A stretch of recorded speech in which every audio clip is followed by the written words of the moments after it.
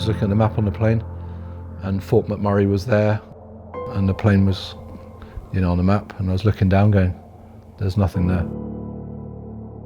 And I could see the ice track roads running through. And I was just looking going, where are those ice track roads going? Because they don't seem to be going anywhere.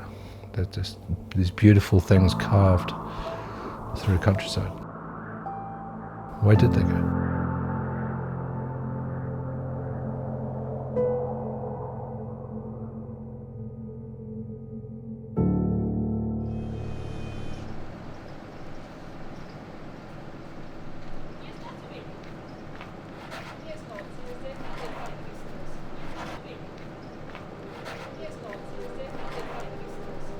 I'm Mike Cabroth.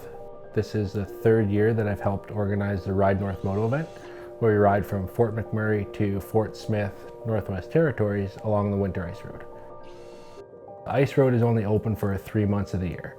So we travel north to Fort Chipewyan, on to Fort Smith, into the Northwest Territories.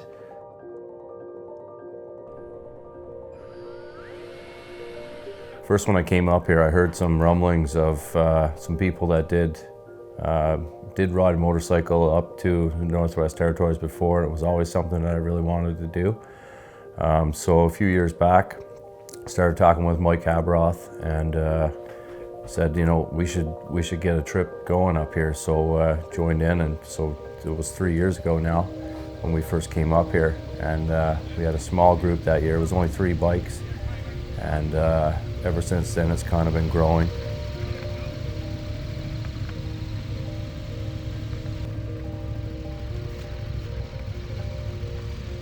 As soon as he kind of laid out what was going on, what the plan was, and riding bikes for 500 kilometers each way, whatever. I was like, oh God, that's too weird. I gotta be in on that. As far as expectations, I think the biggest thing I was actually concerned about was just literally the temperature, because I'm a California guy, so I lived in Colorado for a bit, so I've been through some winters, but it's the winters up here are a little different, and so to come up in the middle of wintertime and then to be out in the elements with a whole group of people that are riding bikes, pretty exposed, and honestly pretty dependent on what the weather is that day. We happen to be pretty lucky with this trip as far as catching the weather pretty decent and not going face first into a -40 snowstorm, which is funny because the week before we came up here it was horrible. Out of dumb luck, happened to show up right when the weather got good.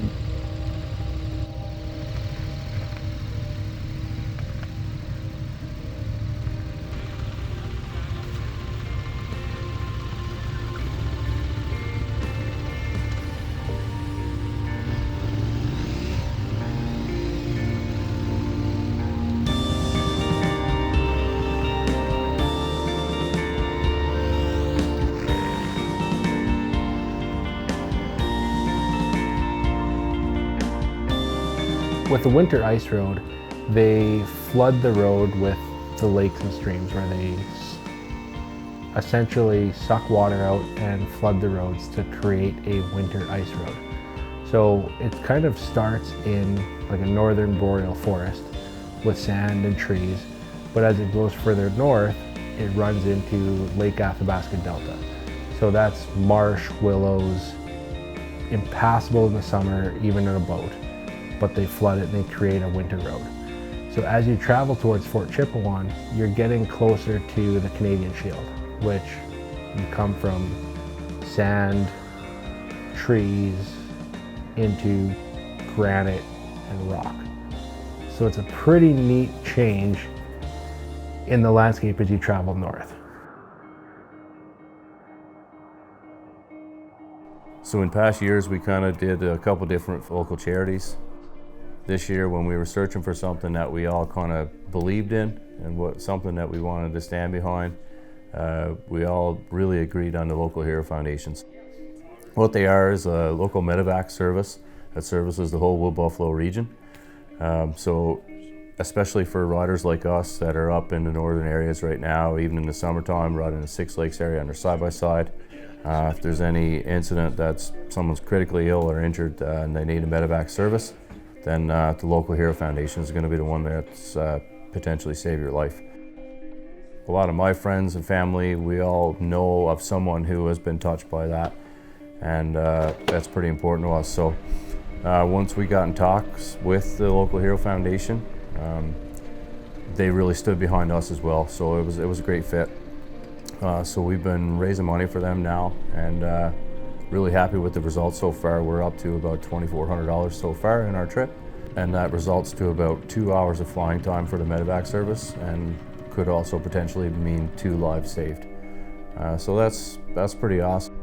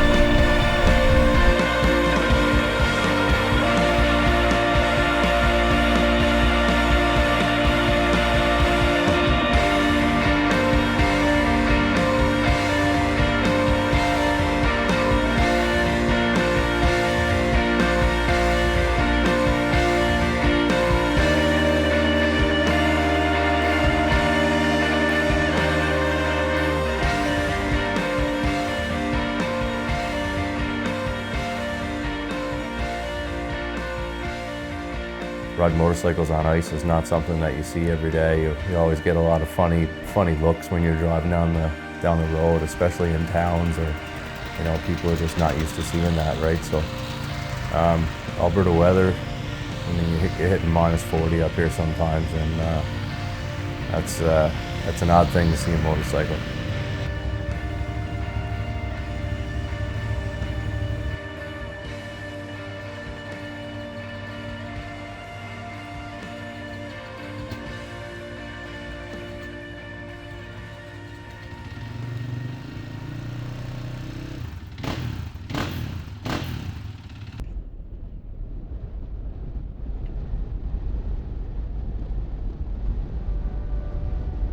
The thing with rallying and racing and adventure riding and all the stuff I've done, it's very similar.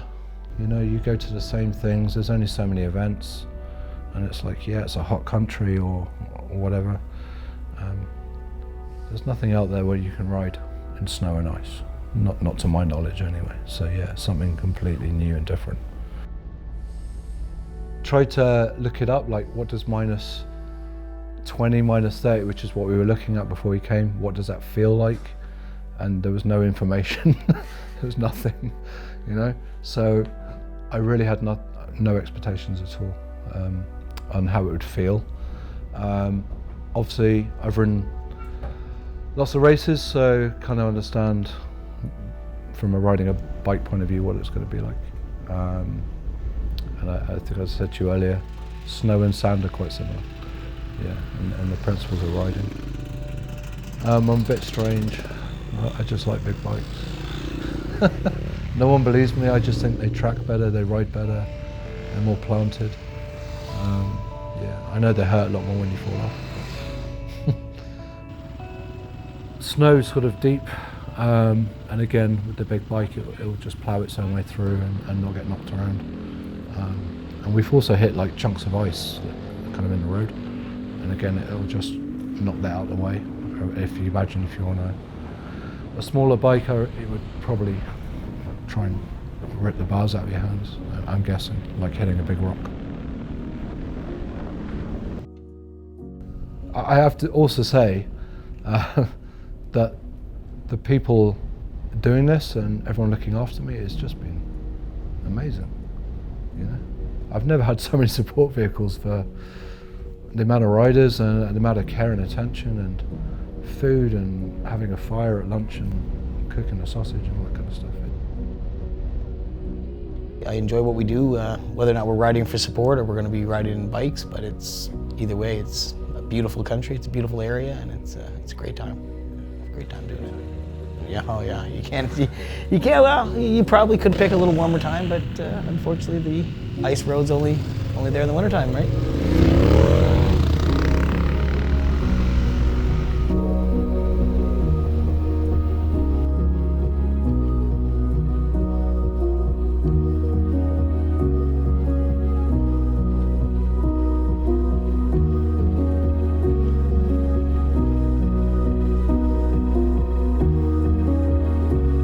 I was talking about how the scenery and the environment made me feel, and it's actually quite soothing when we're in the forest road and the snow-laden trees are all about and there's the deep drifts to the sides and there was a little bit of mist hanging just over the forest top. It was instantly calming and it's sort of soothing for the soul, that if you've got a hectic life like we have, coming somewhere that's simple and beautiful, it was absolutely awesome. It was totally awe-inspiring.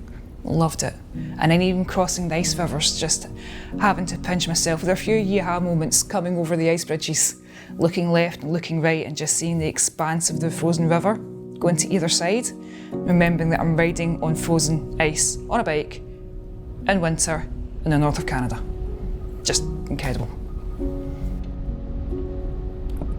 Be prepared, physically, mentally. Also, it can be long and a little cold at times, but we do take a lot of breaks and have a fire, have a snack, hang out, warm up, help each other, refuel, do whatnot. So it's a really good time. Just be prepared for the cold and yeah, just hang out with like-minded people.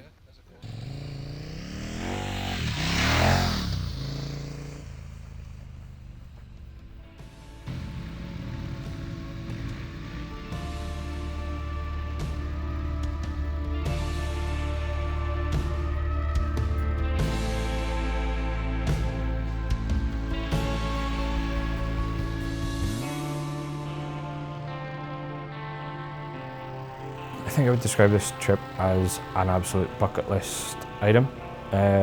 It's not something I was aware of or had on my radar at all until maybe end of November time when Trevor asked us to come. Having been on it, it's unbelievable. You're riding on roads and in areas that you cannot access at any other time of the year, so what you're going to see is totally unique. You're going to be one of very few people to do that on a bike, which is something quite cool about it.